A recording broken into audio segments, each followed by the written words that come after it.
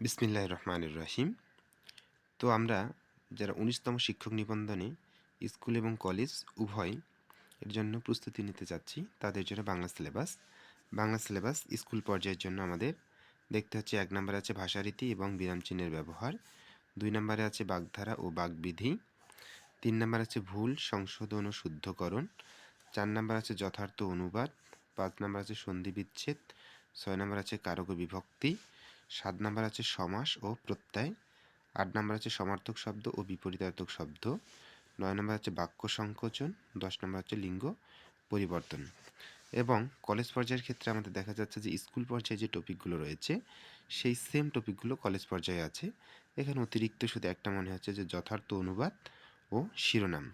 তো আমরা দেখতে পাচ্ছি যে যদি আমরা স্কুল এবং কলেজ পর্যায়ের জন্য মোটামুটি ১০-১২টা টপিক সম্পর্কে ভালো ধারণা নিতে পারি, তাহলে ইনশাআল্লাহ আমাদের বাংলায় যে ২৫ মার্ক রয়েছে এই ২৫ মার্ক খুব সুন্দরভাবে ক্যারি করতে পারবো ইনশাআল্লাহ।